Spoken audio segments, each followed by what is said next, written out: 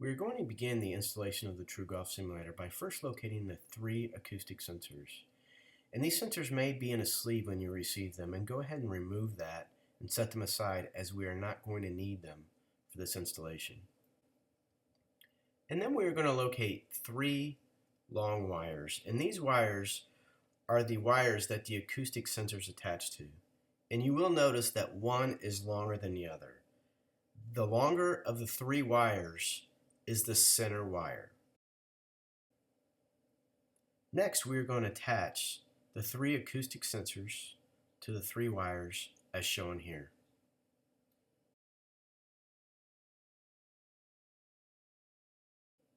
Next, we're going to install the largest of the 3 wires into the impact screen, and we're going to take the non-acoustic sensor in, and we're going to actually feed that through a hole in the center of the top section, and we're going to push it all the way through to the back.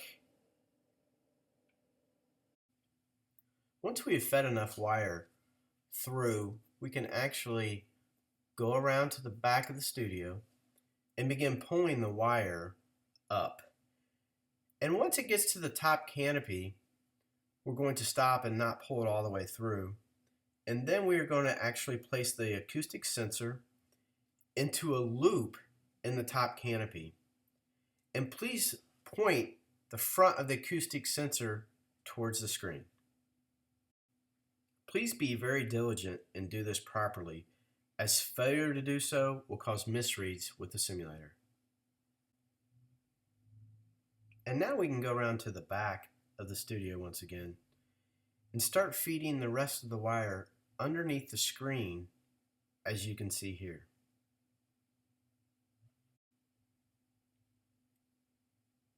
Once again, we're going to go around to the front of the screen, and we're going to go ahead and grab the other end of the acoustic sensor wire, and we're going to go ahead and start feeding it around the edge of the mat system and down the side of the canopy, as we want to hide this wire.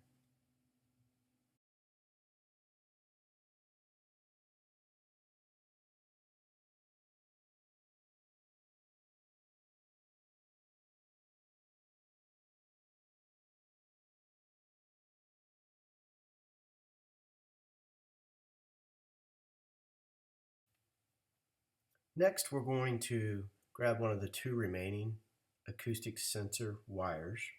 I'm going to go ahead and feed it around the edge, as you can see here.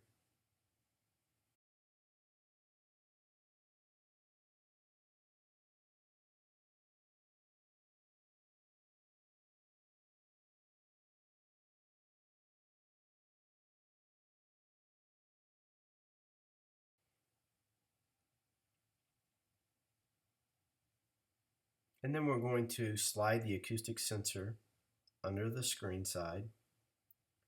And there is another loop on the side panel, and we're actually going to fit the acoustic sensor in that loop once again, pointing it directly towards the screen.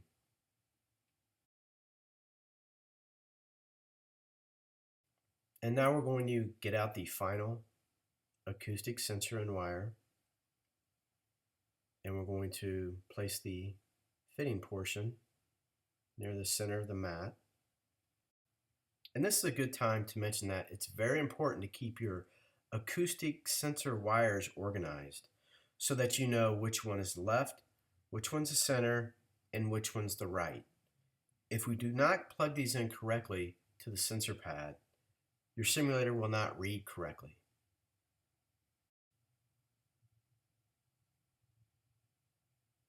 We will go ahead and slide the last acoustic sensor under the side panel, and we will place it in the loop as we did on the other side, ensuring that the acoustic sensor is facing towards the screen.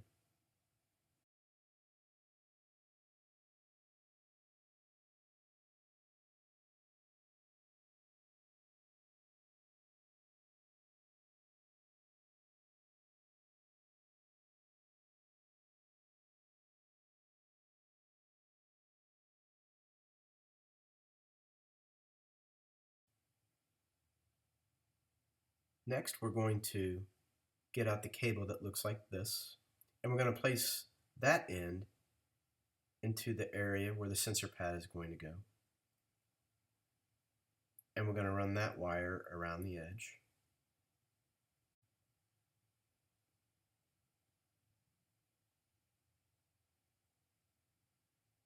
And then we're going to plug the opposite end into the PC.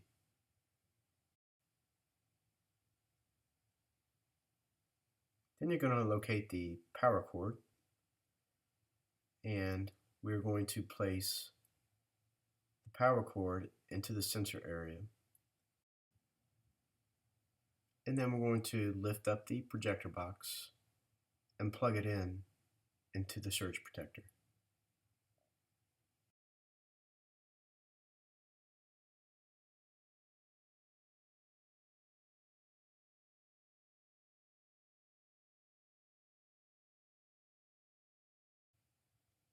Next, we're going to plug the 5 wires into the sensor pad. First, we're going to plug power in, then serial, and then the 3 acoustic sensors. It's a very common mistake when the sensor pad is upside down that people get left and right confused. Just make sure that you plug the left sensor from the left side of the screen into the area that says left on the sensor pad. And once again, right sensor into the right one, and then center, and then plug your serial and power in.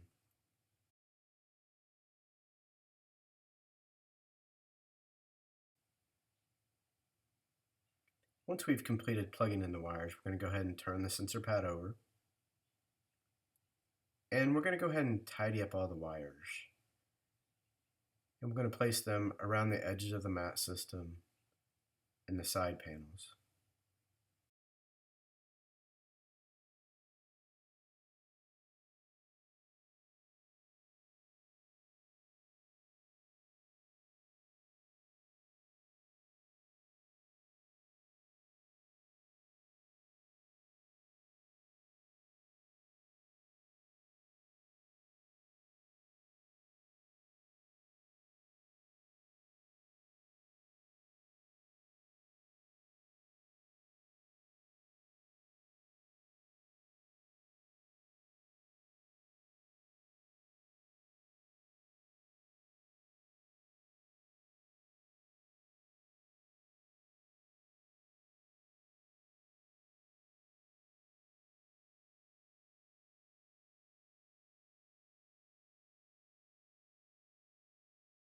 Next, we're going to go ahead and bring in the center section of the mat system and place it over the sensor pad, as you can see here.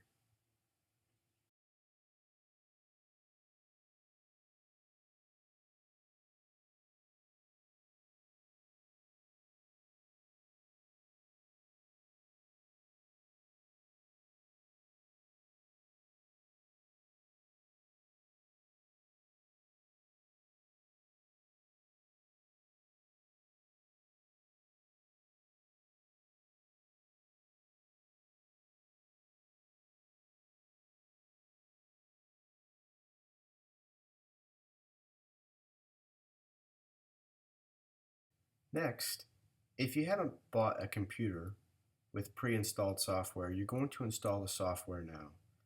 Put in a disk in your computer and following the on-screen instructions. Please don't forget to place the USB product key dongle into a USB port in your computer, and it must remain there at all times while you're running the E6 software.